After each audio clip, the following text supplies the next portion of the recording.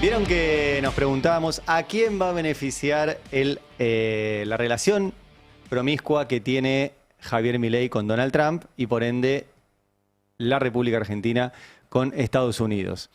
Y incluso se lo preguntaban en Estados Unidos, los que criticaban a Donald Trump por decirle, ¿por qué en medio de los quilombos nuestros, tu planteo de Estados Unidos primero, de que tenemos efectivamente nosotros que pensar en Estados Unidos, vos le estás dando guita a un país que queda allá lejos, que no es ni cerca nuestro principal socio comercial? ¿Y por qué le estás mandando esto? ¿Por qué estás ayudando a los granjeros, dicen ellos, a los sojeros argentinos y no a los nuestros, etcétera? Y Trump los tranquilizaba y les decía, este es un negocio para nosotros. Tranqui. Bueno, efectivamente fue un negocio para Estados Unidos. En muchos sentidos. En términos geopolíticos, logró la intervención de Estados Unidos en las elecciones argentinas, logró un triunfo electoral de su aliado, de Javier Milei, y eso le da a Estados Unidos la revalidación, por lo menos electoral, de, por ahora, el único tipo que le dice a todo que sí.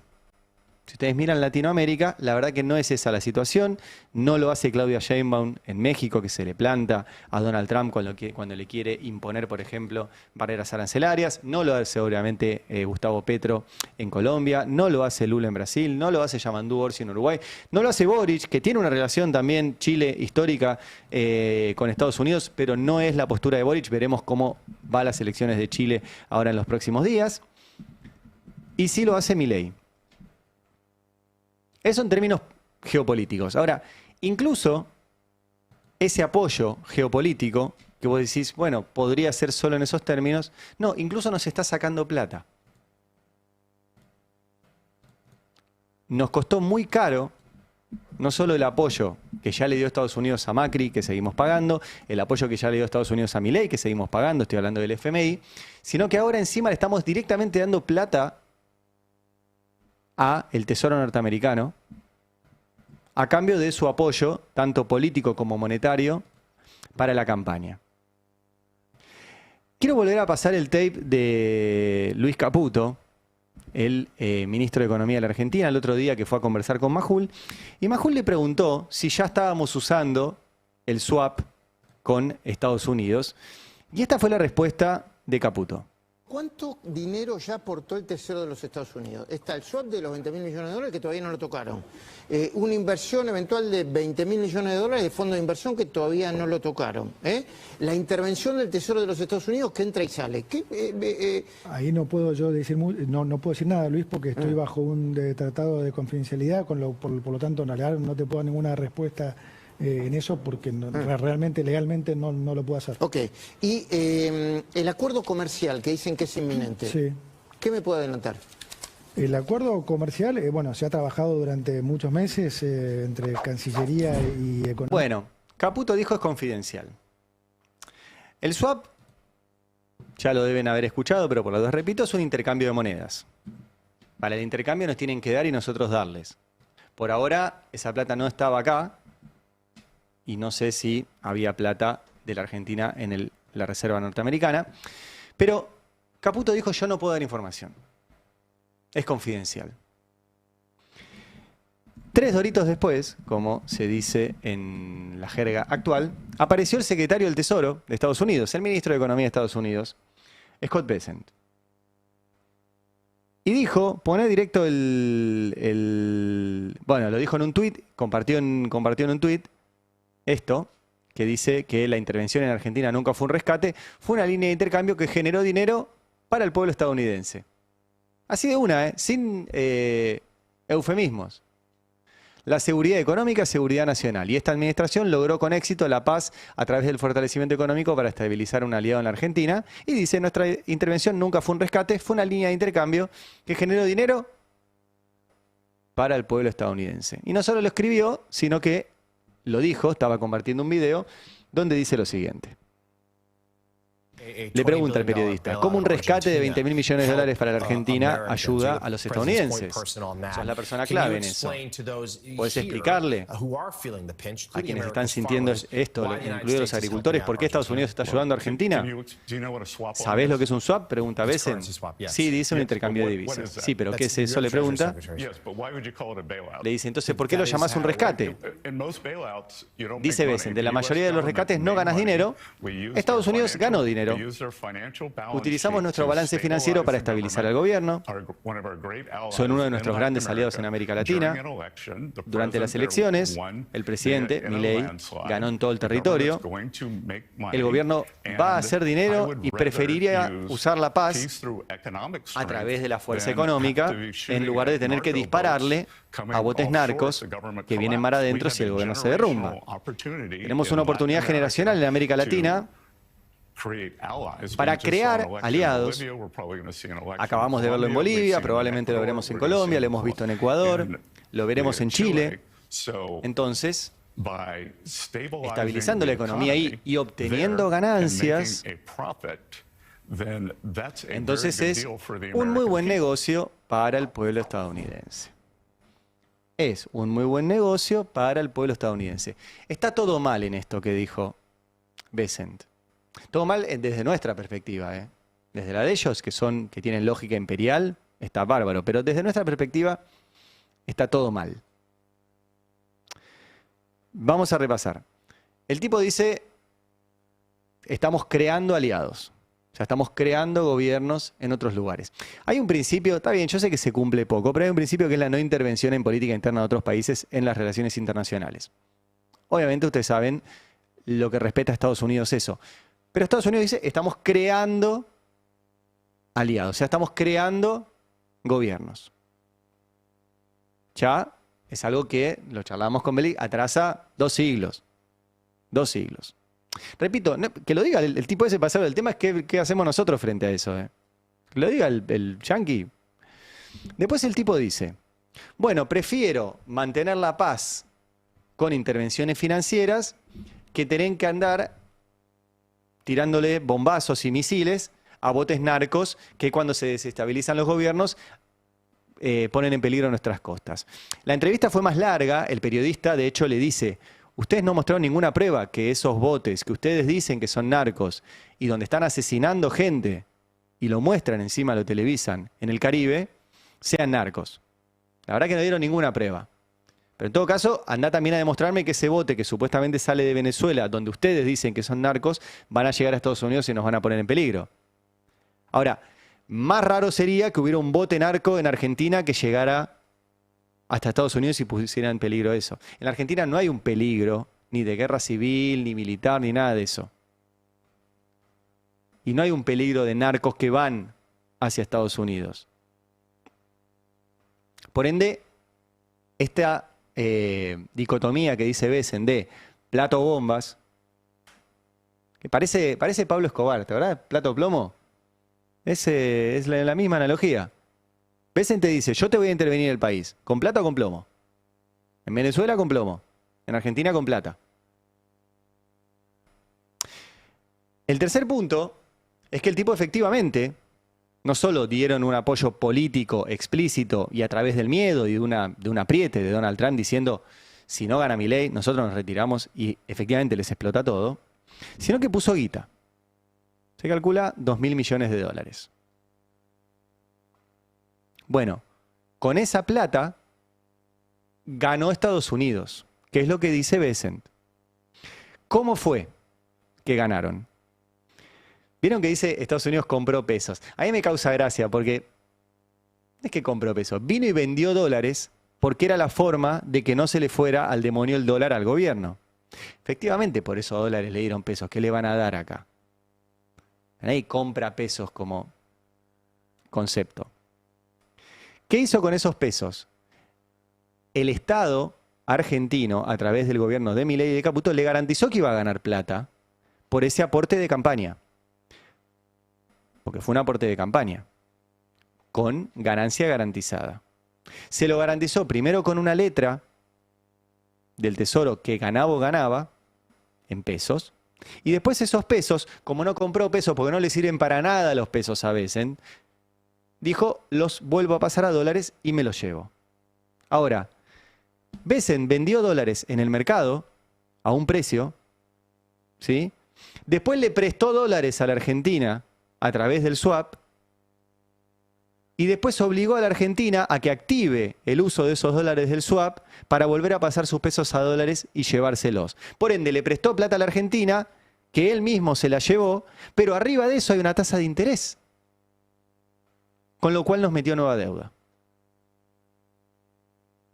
Con lo cual no solo se llevó plata, se llevó ganancias y se llevó dólares, sino que encima nos dejó con deuda. Deuda con ellos. ¿Se dan cuenta el nivel de perversión que tiene esto? Que es notable que no estén hablando de esto y naturalicen que un tipo te diga plato plomo, como te decía Pablo Escobar, elija por ahora el camino de la plata y nos cague. Nos dejó deuda. Ayer leía, no, en realidad Besen les ganó a todos ustedes que apostaron contra el peso y salieron a comprar dólares. Yo no compré, no sé si alguien apostó contra el peso. Lo que sé es que el que ganó plata es Estados Unidos, no la Argentina, y lo dice Besen. Y el cuarto punto que me parece muy importante, y que espero que la oposición discuta esto, es, si Estados Unidos hizo un aporte de campaña para un partido político, y si el FMI hizo un aporte de campaña para un partido político, que lo pague ese partido político. No puede ser que lo racional sea endeudarse y lo irracional sea plantear la deuda que toma un partido político no la tiene que pagar el resto de la sociedad. Lo racional es esto. Loco, los racionales somos nosotros. ¿Cómo si Beldic toma se endeuda, lo tengo que pagar yo?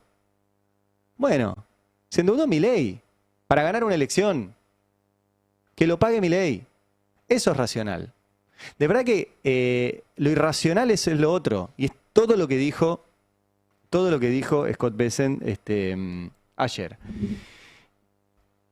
Y para confirmar que fue un aporte de campaña, vamos a escuchar otro fragmento, porque lo que Besen dice es que ellos preveían que el gobierno se caía y que por eso vinieron y pusieron, en este caso, plata, que nos generó nueva deuda, que no pasó por el Congreso, además.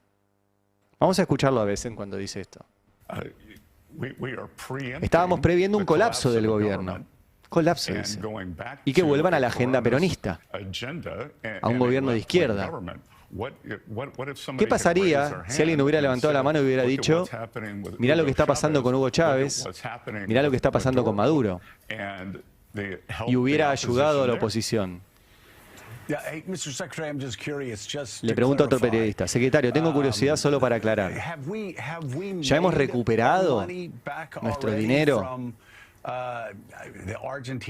del rescate a Argentina o la línea de intercambio o como quiera que lo llame? ¿Hemos recuperado ese dinero? ¿Está diciendo que vamos a recuperar ese dinero de ellos con el tiempo? ¿Cuál es el pago por eso? Ya tenemos ganancia por esa línea de swap, le dice. Así que ya le transferimos los 20.000 millones de dólares, le pregunta. No, absolutamente no. Hicimos una línea de crédito disponible y se retiró una pequeña cantidad y hemos obtenido una ganancia de eso. Varias cosas de vuelta. Sí intervinieron cuando estaba Hugo Chávez vivo, le dieron un golpe de Estado, lo metieron en cana, financiaron a la oposición, reconocieron a un tipo que se autoproclamó presidente de Venezuela y lo pasearon por todos lados a Juan Guaidó diciendo que era. Sí intervinieron, no les alcanzó, pero sí intervinieron. Y vuelve a confirmar acá que se activó el swap y que se llevaron plata. Si se activó el swap y se llevaron plata, nos dejaron deuda. Dibújenla como quieran, celebren que Besen es un capo, que hizo el rulo de la vida, lo que sea. Si se llevaron plata, nos dejaron deuda. Yo considero que lo racional es que si esa deuda la tomó Milei para ganar una elección, que la pague Milei. Que la pague la Libertad Avanza de su patrimonio o que la pague Milei de su responsabilidad patrimonial. Hay una causa judicial donde se discute la responsabilidad patrimonial de Caputo y Macri y todos esos por la deuda con el FMI. La tomaron ellos. Vos me dirás, vos siempre hablás de la continuidad del Estado. Sí, claro. Hay continuidad del Estado. Pero cuando las cosas se hacen para el Estado. Si se hacen para un partido político, que lo pague el partido político. Y hablando de deuda, quiero recordar que el ahora canciller y por entonces secretario de Finanzas, o sea, el hombre a cargo de la deuda, que es Pablo Kirno, el 20 de octubre, no hace mucho, tuiteó esto. Dice, la Secretaría de Finanzas anuncia que ha comenzado las tratativas para llevar adelante una operación de recompra de deuda soberana destinada a reducir el costo del financiamiento del país y fortalecer la inversión en educación. Esta operación, comúnmente llamada deuda por educación, el concepto está buenísimo, dice, consiste en recomprar deuda soberana argentina en el mercado y reemplazarla por financiamiento a tasas más bajas gracias al apoyo de agencias y organismos multilaterales. Esta es la frase clave de todo esto. Para su estructuración, se ha designado a JP Morgan como el banco que nos asistirá en ese proceso. Los ahorros generados por esta operación serán destinados a consolidar la inversión educativa a largo plazo. Mucho para decir de esto. Primero, estos días comentábamos la nota de Eugenia Rodríguez en el Destape, el presupuesto que el gobierno quiere aprobar, en vez de destinar el 6% del PBI a educación, destina el 0,75%. El más bajo en 10 años. Así que no hay mucho interés por la educación, ni hablar de que frenó el financiamiento educativo y todo eso. Segundo, dicen, bueno, genial, vamos a canjear deuda vieja por deuda nueva con mejores tasas y mejores plazos y la diferencia la vamos a poner en educación. Ok, ¿cuál es la tasa de la nueva? No sabemos. ¿Cuál es el plazo de la nueva? No sabemos. ¿Cuál es el apoyo de agencias y organismos multilaterales? No sabemos. Lo único que sabíamos por este tuit de Kirno es que habían designado a JP Morgan, lo cual entraba otro problema, que es, ¿por qué designaste a JP Morgan? ¿Hubo una compulsa de precios? Porque el que hace la reestructuración de tu deuda se queda con una comisión, como fue con el megacanje, ¿se acuerdan? Con Sturzenegger, David Mulford, hicieron todo ese megacanje y se quedaron con jugosas comisiones. Bueno, siempre se queda con una comisión el banco o la entidad financiera que participe. Está bien. Ahora, hace una compulsa porque no es JP Morgan el único que puede hacer esto. ¿Se hizo? No sabemos. Lo único que sabíamos por este tuit es se ha designado, y si ustedes hablan español igual que yo, se ha designado a JP Morgan, es afirmativo, ¿no? Es un da por hecho. Se ha designado. Bueno, nosotros hicimos un pedido de acceso a la información pública para leer el contrato de designación. Bueno, no hay contrato. Ayer nos contestó oficialmente el gobierno y dice que no hay contrato, que en realidad fue solo un tuit, que en ese tuit mencionó tratativas, que en ese tuit se circunscriben a instancias de diálogo y evaluación preliminar y no hay ningún contrato con JP Morgan. Mira vos, el tuit no dice eso. El tuit dice, ponelo de vuelta, se ha designado. Entonces tenemos dos opciones. O Kirno mintió, porque ahí dice se ha designado a JP Morgan, que levanta mucha sospecha, porque Kirno trabajó en JP Morgan, Caputo trabajó en JP Morgan, Bausili trabajó en JP Morgan, Daza trabajó en JP Morgan, Berning trabajó en JP Morgan, la plana mayor del equipo económico son JP Morgan. Entonces el tipo dijo se ha designado a JP Morgan. Entonces, una opción mintió. Segunda opción, el gobierno no nos quiere dar el contrato con JP Morgan y dice que no existe. Por ende, seguimos con el oscurantismo por el cual nos enteramos si se activa el swap cuando lo dice el secretario del Tesoro de Estados Unidos, porque el ministro de Economía de Argentina dice que es confidencial. No sabemos dónde está el oro de la Argentina, porque también dicen que no lo pueden informar. No sabemos cómo fueron las condiciones del repo con bancos privados, que también firmó el Banco Central con Bausili a la cabeza, porque no lo informan. Y ahora tampoco sabemos si existe o no existe un contrato con JP Morgan para reestructurar toda nuestra deuda. Porque Kirno dijo que existe y la respuesta oficial del gobierno es que no existe. ¿Existe o no existe? ¿Está JP Morgan o no está? ¿En qué condiciones? ¿Con qué comisión?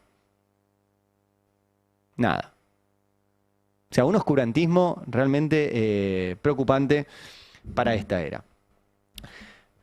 Sumado a todo esto se viene la reforma laboral.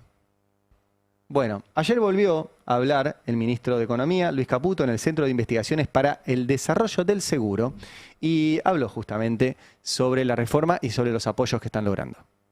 Ya hemos tenido reuniones con los gobernadores, el grupo político, acá Martín y demás, todos han participado de reuniones con los gobernadores en las que ellos mismos nos han manifestado que van a apoyar estas reformas. Alguno puede ser que tenga algún matiz, que, digamos, que proponga alguna otra cosa, pero todos están en sintonía. Por lo tanto, ese temor de la no gobernabilidad que hubo hasta hace algunas poquitas semanas, bueno, ya también se disipó.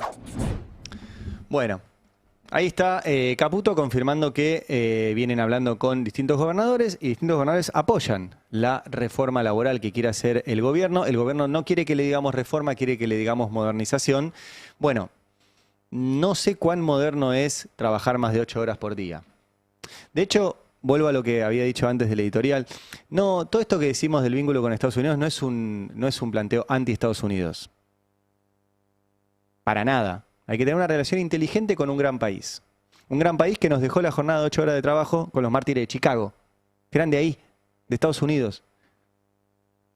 Entonces, podemos incluso tomar esos ejemplos.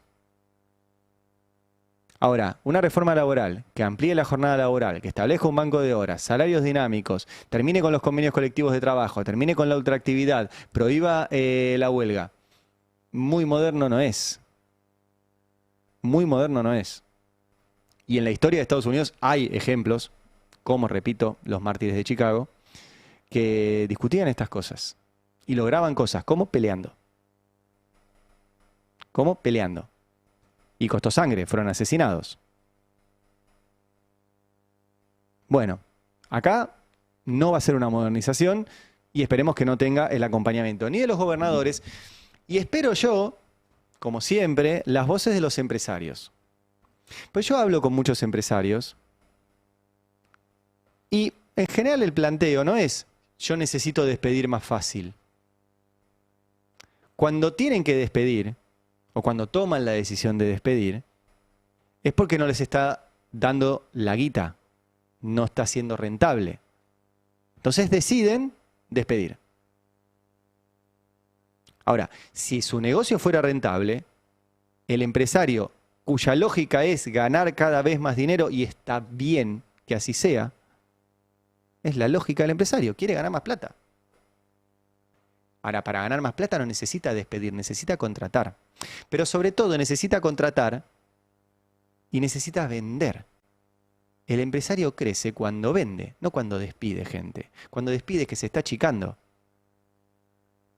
Entonces, lo que espero que las voces empresarias empiecen a decir es que lo que necesitan es mejores salarios, no solo menos impuestos.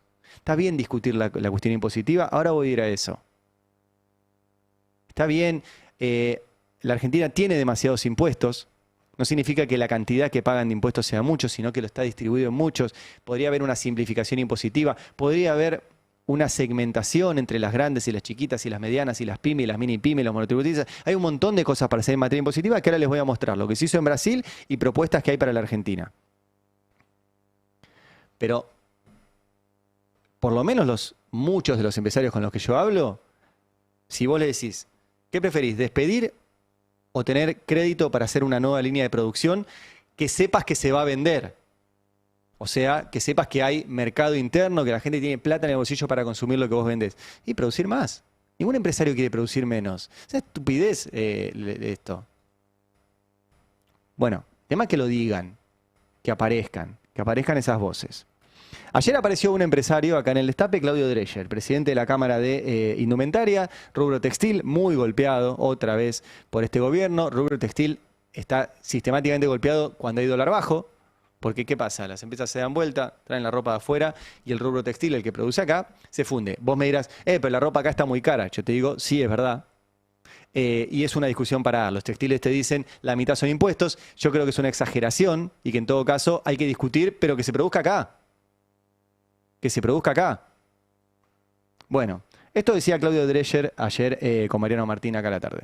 Es cierto que no puede haber una misma observación o conducta de una multinacional cuando tiene que prescindir de un trabajador que de una pyme, porque evidentemente una multinacional tiene recursos económicos y financieros casi ilimitados, te diría, con lo cual nada, no le va a mover el piso algún inconveniente. Pero una pyme, yo estimo que la reforma o modernización laboral tiene que tener un capítulo especial para las pymes. Primero, que no se pierdan derechos los trabajadores, y segundo, que la pyme sobreviva a un conflicto, ¿no? Hay que buscar un equilibrio donde quizás se busque una mejora en la competitividad y productividad de las empresas como una parte central, pero, bueno, insisto, sobre todo para las pymes, que los trabajadores están al lado nuestro trabajando codo a codo, no diría que tienen que perder derechos los trabajadores, ¿no? Bueno, que aparezcan más voces empresarias así. El gobierno está empecinado, entre otras cosas, no solo en romper los sindicatos, sino en romper las entidades gremiales de las pymes, como por ejemplo CAME o la CAC, la Cámara de Comercio. Ese trabajo es de Sturzenegger y, entre otras tantas cosas, Sturzenegger está queriendo bloquear el financiamiento de las organizaciones gremiales empresarias que representan a pymes. Y qué bueno que estén sentados los representantes de las pymes, porque el gobierno quiere en los empresarios lo mismo que en los trabajadores: debilitar a los sindicatos y debilitar a las organizaciones gremiales empresarias. ¿Para qué? Para que cada uno discute individualmente. Entonces, ¿qué chance tenés vos, trabajador individuo, de discutir con tu patrón a solas? Les pongo el caso de los periodistas. O sea, hoy justo hay elecciones en nuestro gremio, el gremio de los periodistas, y necesitamos un gremio que discuta las paritarias y que sea un gremio potente para en los lugares donde no se cumplen, como por ejemplo en estos días en Página 12 hay un conflicto sindical muy fuerte, y de paso les mandamos un abrazo a los colegas de Página 12, pues no les pagan, loco. Un gremio que además está manejado por un dirigente sindical que forma parte del consejo directivo de la CGT.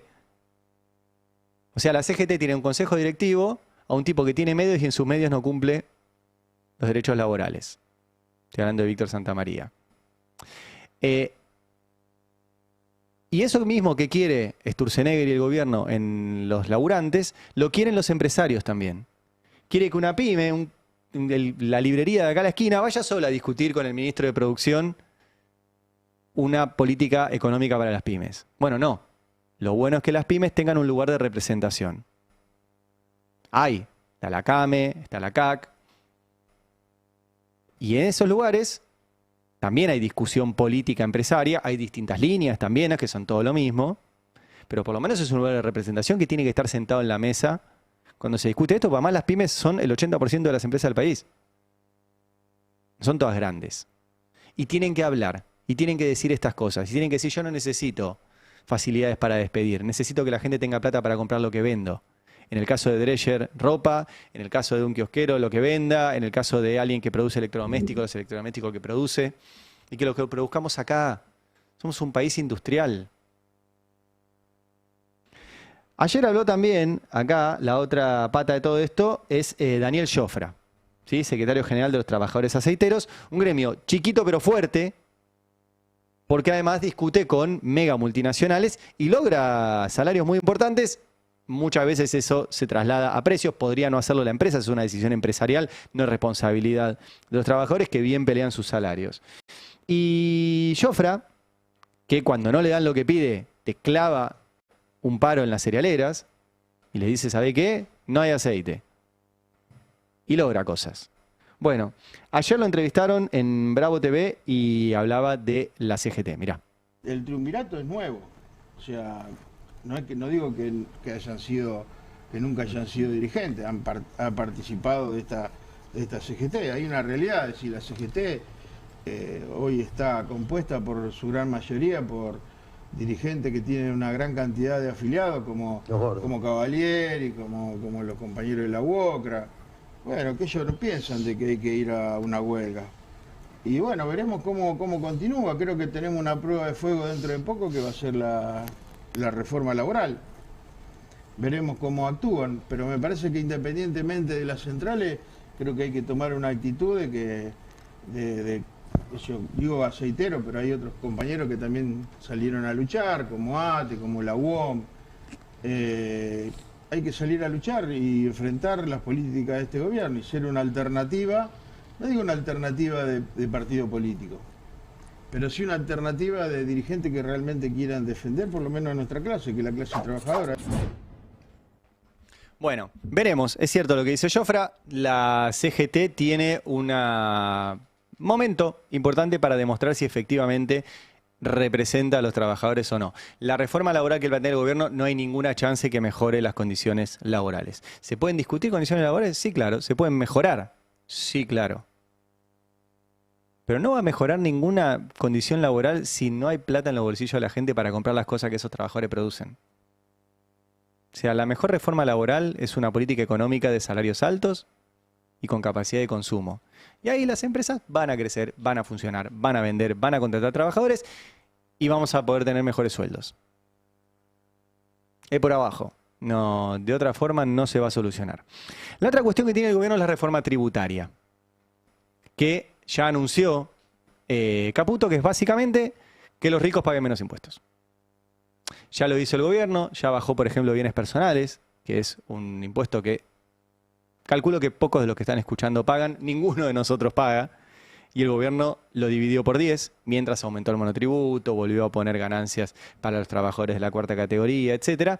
Y ahora va a poner una reforma tributaria que siga beneficiando a los sectores más ricos, bajo la lógica de la teoría del derrame.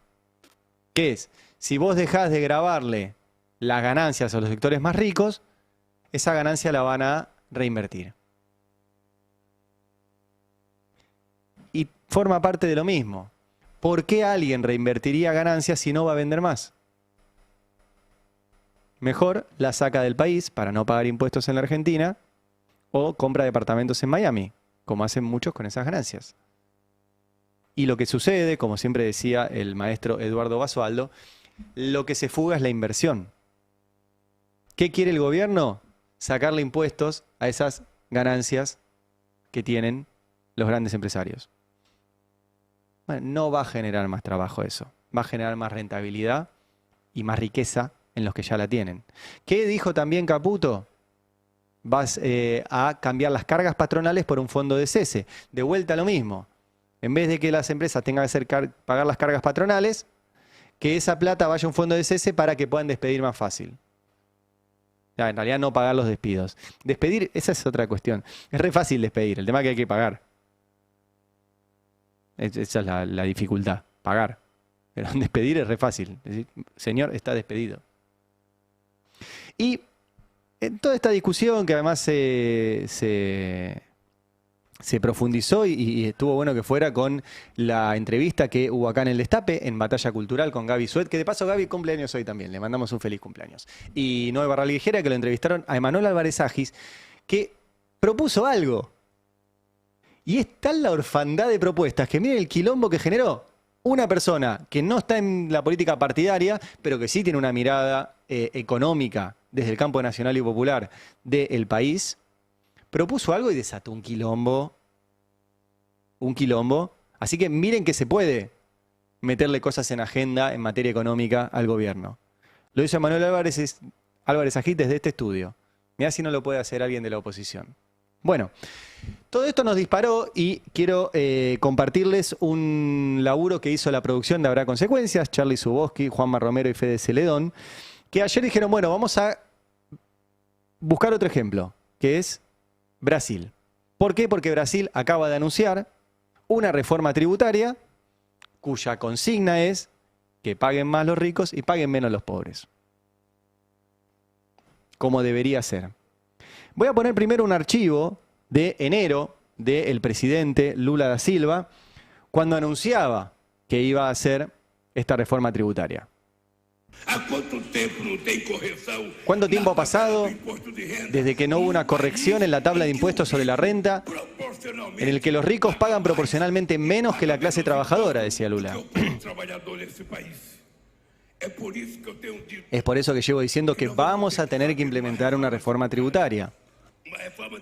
Una reforma tributaria que tenga en cuenta que quienes tienen más, paguen más.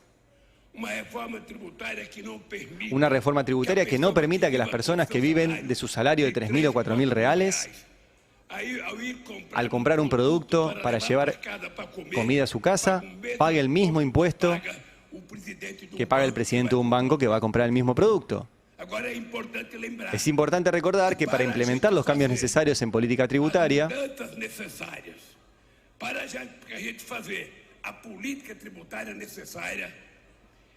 necesitamos la mayoría de diputados y senadores de este país. Que es lo mismo que le pasó a Milei.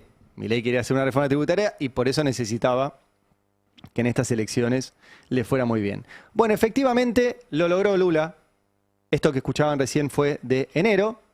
Bueno, ahora lo logró y lo festejó. Vamos a mostrar. Hoy es un día histórico, hemos dado un paso decisivo, esto es un tuit de Lula, hacia un país más justo con un sistema tributario que equilibra las contribuciones y reconoce el esfuerzo de todos los que ayudan a construir Brasil. Con la aprobación de nuestro proyecto de ley por el Congreso Nacional, que establece una exención total de impuestos para quienes ganan hasta 5.000 reales. 5.000 reales son $1.000. Para que se den una idea, vendría a ser acá un palo 500. ¿Sí? Palo y medio. O sea, sueldos de hasta 1,5 millones de pesos acá, exención total de impuestos. Espectacular. Y una reducción, sigue Lula, para quienes ganan entre 5.000 reales y 7.350 reales. Millones de personas que viven de su trabajo ya no tendrán que pagar impuestos sobre la renta o tendrán una tasa impositiva reducida, lo que les garantiza más dinero. Quienes ganan más contribuirán con lo que les corresponda. Esto se llama justicia fiscal. Agradezco, ahora dice, a los diputados, senadores, etcétera, una victoria para la democracia y la justicia social. El gobierno brasileño está del lado del pueblo brasileño.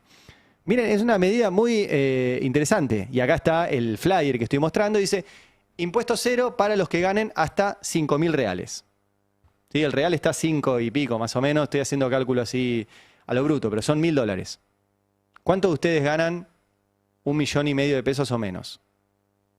Bueno, para todos ustedes se les bajarían los impuestos. Capaz que es por ahí, ¿no? Y la producción de Habrá Consecuencias preparó una serie de placas para repasar lo que implica este cambio tributario en Brasil. Que Brasil, aclaremos algo, estamos hablando de una megapotencia mundial, ¿eh? Una de las economías más grandes del mundo. Estaba peleando lugares en el Consejo de Seguridad de Naciones Unidas. Estamos hablando de un país, 300 millones de habitantes, potente. Potente, no me digan, bueno, lo hacen, no sé, no, esto es Brasil. Bueno, acá está la reforma tributaria. Impuestos sobre la renta de las personas físicas. Se propone elevar la exención mensual para las personas que ganan hasta 5.000 reales, como les decía, mensuales, que no paguen impuestos sobre la renta. Estos son $1.000.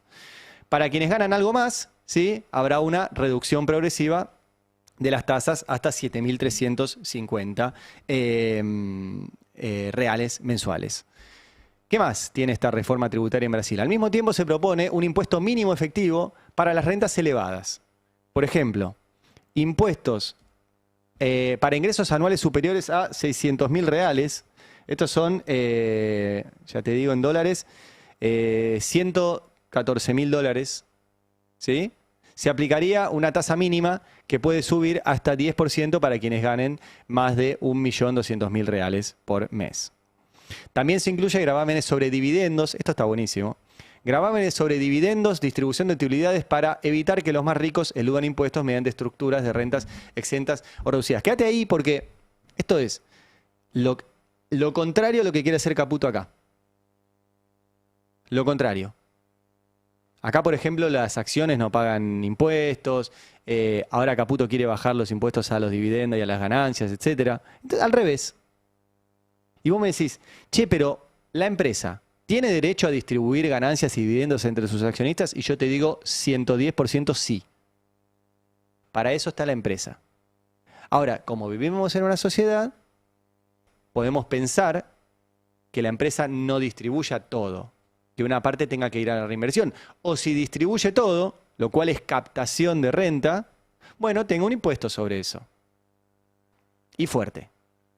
Y que no pueda utilizar las guaridas fiscales y la contabilidad creativa de transferencia de ganancias para hacer pasar las ganancias por otro lugar y no pagar ganancias en tu país.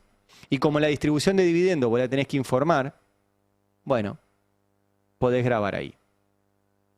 ¿Qué más dice la reforma tributaria de Brasil? Fue sancionada ahora por la Ley Complementaria 214, que introduce una nueva estructura impositiva sobre bienes y servicios. Por ejemplo, el sistema de Dual VAT, impuesto federal más otro para estados y municipios, llamado IBS, impuesto sobre bienes y servicios, y CBS, contribución sobre bienes y servicios. Y tenemos una placa más de el sistema tributario. Incluye el impuesto selectivo sobre productos y servicios considerados nocivos para la salud o el ambiente. Esto ya funciona en algunos lugares. Entiendo que en Uruguay, por ejemplo, hay impuestos muy fuertes sobre el alcohol, sobre el tabaco. ¿Sí? Entonces, eso puede también sumar. Esta reforma arranca su transición a partir del 1 de enero del 26, ¿sí? Lo que da este plazo de este tiempo para su implementación. ¿Y tenés una más? Dale, a ver. Uno de los motivos. Brasil tenía un sistema con múltiples impuestos al consumo, con alta complejidad y barreras de crecimiento. La reforma pretende simplificar, reducir costos de cumplimiento y hacer el sistema más transparente. También se mencionan recortes o revisiones de exenciones y beneficios fiscales excesivos, especialmente para sectores privilegiados, para poder hacer más redistributiva la reforma. Esto de las exenciones impositivas es interesante. Ayer salió Marcos Galperín, una vez más, a decir que él paga muchos más impuestos que las exenciones impositivas que recibe. Bueno, entonces que no las reciba más. Que no las reciba más. Dice, bueno, yo estoy dentro de la ley. Pero puedes elegir pedirlas o no pedirlas. Él elige pedirlas y elige llevarse esa guita. Y el Estado argentino, que es un Estado bobo en esas cosas, elige seguir dándoselas en vez de cambiar la ley, en vez de cambiar el régimen. Ponele que el régimen se escribió mal. Que efectivamente por el régimen a Mercado Libre le corresponde recibir esa exención impositiva. Cambien la ley, loco. Y pongan que una vez que alcanzás determinado valor bursátil, como la empresa más grande hecha por alguien nacido en la Argentina, porque no está radicada en la Argentina, entonces es raro decirlo así, pero hecha por alguien nacido en la Argentina, ya está, no lo recibe más. Bueno, todo esto se discutió en Brasil y además se comunicó. Quiero mostrarles, porque también forma parte la comunicación y la comunicación de época, y esto nos lo disparó lo que comentaban ayer en el pase. ¿Cómo lo contaron? Porque después los temas tributarios son un moplo, digo, son difíciles de entender, tenés que preguntarle a un contador, te explica el contador, no entendés nada. Bueno, así lo comunicaron en Brasil con videos como este, mirá. Explicando con gatinhos a proposta de mudanças no imposto Explicado de con renda. gatitos a propósito de la exención de la Cedo, renta. coloca o crachá e vai trabalhar. Todo mês recebe seu salário.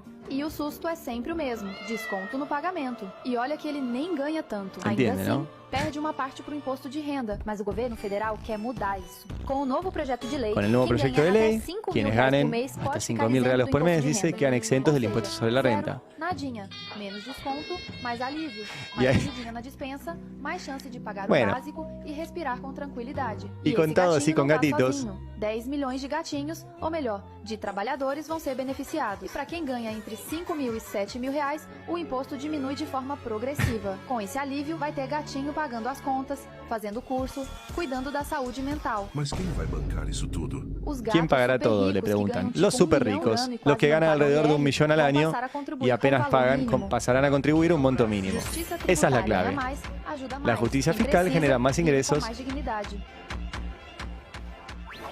Vieron que tampoco es tan complejo. Los laburantes pagan menos, los ricos pagan un poco más. Los ricos van a seguir siendo ricos y los laburantes van a tener más sueldo. No es tan difícil. Es una decisión. Bueno, no es la decisión que tiene la Argentina. Y es curioso porque ayer hubo un tuit de Cancillería Argentina que dice que Argentina avanza en su integración a la OCDE.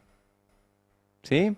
El canciller Pablo Kirchner encabezó hoy en el Palacio de San Martín la presentación del memorándum inicial de adhesión de la República Argentina a la OCDE con una ceremonia, Bueno, la OCDE, que como verán no es comunista porque el gobierno de Milei quiere avanzar en su integración a la OCDE, está planteando que hay que reformar el sistema tributario argentino, al revés de lo que plantea el gobierno.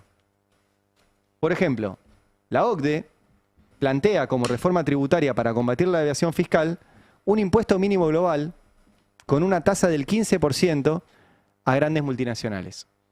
¿Ustedes escucharon a Caputo hablar de eso? No. La verdad que no. Y hay un muy buen informe de Fundar, ¿sí? que les recomiendo. La verdad que el trabajo que hacen ahí está muy bueno porque si entran ahí a argendata.fundar, del tema que quieran van a encontrar un buen informe. Si quieren de industria, de textil, de coso, de petróleo, de impuestos, que eso, siempre hay buenas cosas ahí y vale la pena. Y en este caso hay uno muy bueno de la estructura tributaria, que es cómo recauda el país. Bueno, en este cuadro que les estoy mostrando, y la verdad que está bueno, se muestran por colores cuánto recauda el país de cada cosa. De ingresos y beneficios, de impuestos a la propiedad, de bienes y servicios, que es del consumo, y de aportes de la seguridad social. Si ustedes notan en el cuadro que estoy mostrando, la Argentina es muy distinta a los países de Latinoamérica, a los países de ingreso similar y a los países de la OCDE, que es a donde se quiere incorporar a Argentina. Básicamente, el esquema impositivo argentino, la enorme mayoría es sobre bienes y servicios, o sea, sobre consumo, o sea que los pagamos todos. Por ejemplo, el IVA. Y como bien decían, paga lo mismo el rico que compra un kilo de pan que el pobre que compra un kilo de pan. Paga lo mismo impuesto. Es muy pequeña la porción, muy pequeña, de los impuestos a la propiedad y muy pequeña también, relacionada con el resto de los países, tanto América Latina como los de ingreso similar, como los de la OCDE, de impuestos a los ingresos y los beneficios, que es a los más ricos. En los países de América Latina es más alto la porción de tributos que pagan por ingresos y beneficios. Es más chico que en Argentina los de la propiedad, cosa a corregir. Es más chico que en Argentina, y eso es mejor, sobre el consumo. Y es más alto los aportes de seguridad social. Y la OCDE, que como habrán notado no es un organismo comunista porque Milei quiere integrarse a la OCDE, dice que tiene que ser mucho más grande la participación tributaria sobre ingresos y beneficios. Dice que tiene que ser más grande, que es lo que les decía recién, por ejemplo, el 15% para las multinacionales. La OCDE dice esto. Dice que tiene que ser más grande lo que se le cobre a los impuestos de la propiedad. Dice que tiene que ser mucho más grande los aportes de seguridad social, al contrario de lo que está haciendo el gobierno, que los quiere bajar. Y dice que tiene que ser más pequeño los del consumo, que son los que son enormes en la Argentina. Entonces hay un montón para discutir de esto. Y hay un montón de material, y repito, de lugares a los cuales el gobierno quiere ir, no de lugares a los que el gobierno detesta. Bueno, ojalá tengamos una discusión, porque claramente hay que cambiar la estructura tributaria de la Argentina, no hacia donde quiere el gobierno. Bueno, 9 de la mañana, 20 minutos. ¿Qué pasó? ¿Lo tenemos en línea? Bueno, ahora cuando lo tengan me avisan. Mientras tanto, Beldic, ¿para dónde le seguimos? Y en un ratito nomás a las 10 de la mañana está convocado el